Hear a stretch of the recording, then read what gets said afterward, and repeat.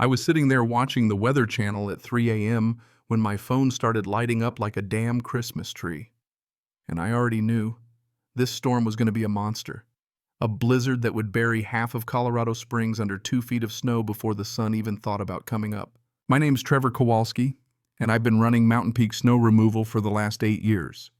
What started as a side hustle with an old beat-up Ford F-250 and a rusty plow had turned into a full-blown business complete with 5 trucks, 12 employees, and contracts with half the neighborhoods in El Paso County. The work gets brutal, especially in winter, but it pays the bills well enough to take care of my wife Rachel and our 2 kids. And honestly, I kind of liked it.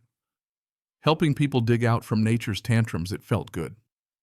The storm forecast was predicting up to 24 inches of snow by noon, with winds gusting up to 40 miles per hour. I'd already called my crew at midnight, got them prepped for a marathon session. My personal truck, a 2019 Ram 3500 with a commercial-grade Fisher plow, cost more than most people's cars, by the way, was loaded up with salt spreaders and emergency supplies. I've learned the hard way that preparation is everything in this business.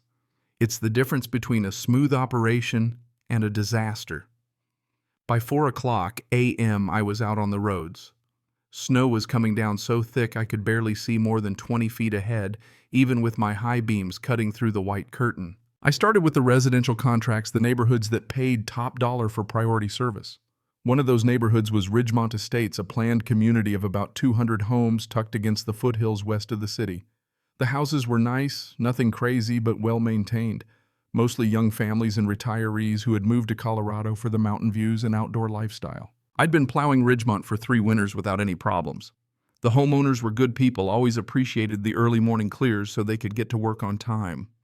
My contract was with about 40 individual homeowners, not the homeowners association, which, let me tell you, would turn out to be incredibly important later. The HOA at Ridgemont had always been a bit of a pain in my side. The kind of bureaucratic entity that sends passive-aggressive letters about where you place your trash cans and demands that houses only be painted in approved earth tones. I'd never had a direct conflict with them because I always followed the rules. I plowed their driveways, hauled snow to designated spots, kept my trucks in check. But the president of the HOA, Patricia Hendricks, she was a piece of work. Patricia, 52 years old, drove a white Lexus SUV with custom license plates that said HOA Queen, no joke. She had that kind of suburban mom haircut that just screamed, "I want to speak to the manager." She was always in expensive athleisure outfits, carrying a designer handbag that probably cost more than my truck payment. We didn't talk much, just the occasional run-in when she'd complain about a snow pile blocking her view or me parking in a fire lane for 30 seconds. Annoying, sure, but manageable. Until that day. I got to Ridgemont Estates around 5:30, just as the sky was starting to shift from black to gray. The snow was already 8 inches deep and still coming down hard. The main streets were completely buried. I started my usual route, beginning with the main entrance and working my way through the grid of streets. The work's hard, but there's something almost meditative about it.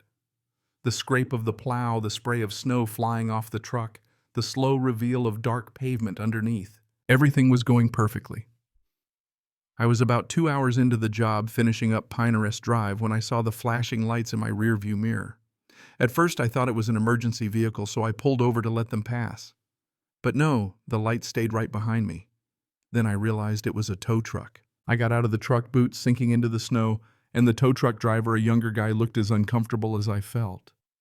Behind him, Patricia Hendricks, sitting in her Lexus, arms crossed, watching the scene unfold with a smirk on her face. "Hey, man," the tow truck driver says, not looking me in the eye.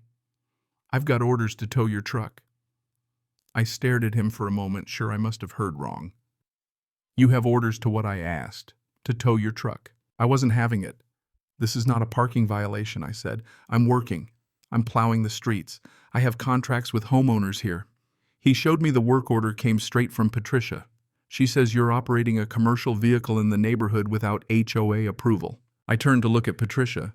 There she was, still sitting there, her smug little smile only making the situation worse. That's when it clicked. This wasn't about rules or regulations. This was about power. And Patricia was flexing. I told the tow truck driver, "Give me 5 minutes. Let me talk to her." I walked over to Patricia's car. Snow and cold air blew into the heated interior of her Lexus, but she didn't care. She rolled down the window slowly like she was enjoying the whole damn thing. "Patricia, what is going on here?" I asked. She didn't even blink.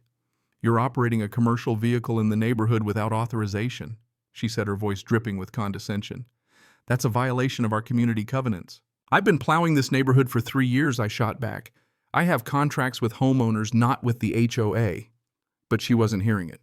"Your truck is on community streets, which are HOA property. Therefore, you need approval. And you don't have it." She was going to tow my truck during a blizzard, leaving the whole neighborhood buried in snow, and for what power? Control.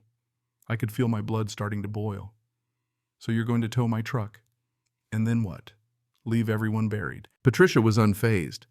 "That's our decision to make, not yours," she said. "Now I suggest you cooperate or I'll call the police for trespassing." I grabbed my wallet and phone from the truck, watching as my expensive plow got loaded onto the flatbed. My truck was headed for impound, and I had no idea when I'd get it back. The tow truck driver was apologetic, but he was just doing his job. I didn't blame him, even though I wanted to punch something. Several homeowners came outside, all looking confused, some in bathrobes. Bob Martinez, one of my clients, trudged over through the snow. "Trevor, what the hell is going on? Why are they towing your truck?" he asked. "The HOA says I don't have authorization to operate here." "That's ridiculous," Bob said. "Patricia's been on a power trip for years. Just last month she fined the Hendersons $300 for leaving Christmas lights up too late." The tow truck drove away and I made a call to Rachel. She was furious when I told her what happened. "That's illegal," she said. "She can't just tow your truck for doing work the homeowners hired you to do." I needed to get my truck back, but this wasn't just about the truck anymore.